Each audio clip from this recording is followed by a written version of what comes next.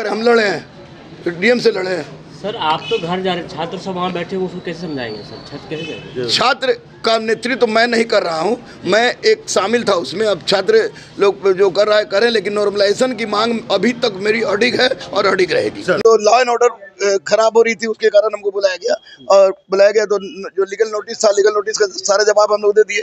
3 तारीख को फिर एक नोटिस दी गया, तब तक धरना प्रदर्शन से अलग रहने की बात की गई। आरोप ये भी लगा कि छात्रों को भड़काने की कोशिश। अरे काहे के लिए शिक्षक छात्र को भड़काएगा भाई?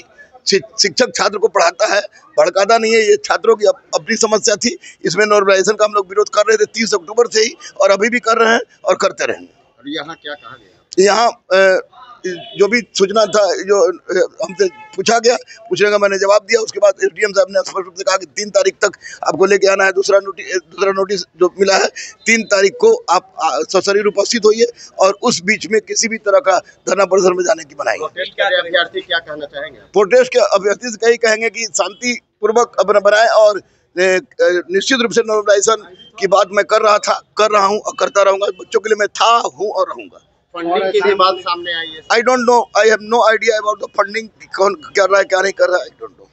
पॉलिटिकल प्रेशर में भी ये लोग हैं। पॉलिटिकल प्रेशर में भी है कि नहीं है, लेकिन विपक्ष के नेता लोग पहुंच रहे हैं, जो कि गलत है।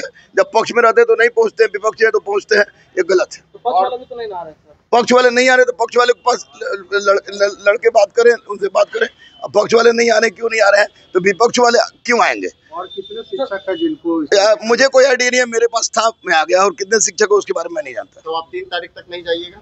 3 तारीख तक, अब जाहिर सी बात है, कानून, एक शिक्षक जो 3 विषय में पीएचडी हो, डिलीट हो, एडवोकेट हो, वह इतना तो जानता है कि जो कानून की परिधि में रहकर संवैधानिक ढांचा का उल्लंघन किए बिना कोई काम हम नहीं करेंगे। और यहाँ पर जाने का मतलब है कि हम कानून को नहीं मान रहे हैं, हम संविधान को नहीं मान रहे हैं, हम लॉ को नहीं मान रहे हैं। जब मना किया गया है 3 तारीख तक लीगल नोटिस के माध्यम से, तो क्यों जाऊंगा मैं? बजरंग बली को छोड़ के मैं किसी के बाप से नहीं डरता। एक बात तो समझ चुकी है।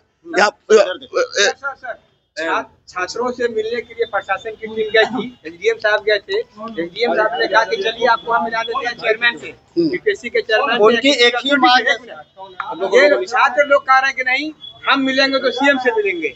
तो उसके नेता लोग समझे भाई क्या करना चाह रहे हैं, क्या नहीं चाह रहे हैं। लेकिन नॉर्मलाइजेशन का मैं विरोध कर रहा था, कर रहा हूँ और करते रहूंगा। और रही बात भाई साहब बोले डर की, तो डरता गुरु रहमान बजरंग बली से, बाकी किसी के बाप से नहीं डरता, ये स्पष्ट है। छात्र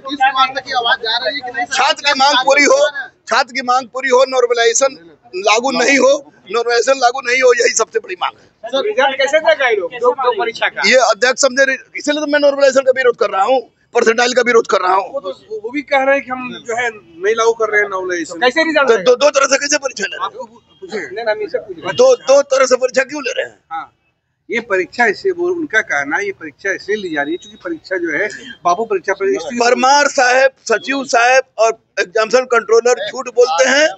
मैं स्पष्ट रूप से बोल रहा हूँ, क्योंकि वो लोग 30 अक्टूबर से ही झूठ बोलना शुरू कर दिया है, और आज इस नौबत पर लाने में उन्हीं लोग का योगदान है। सर, अधिकारी क्या मुख्यमंत्री की बात को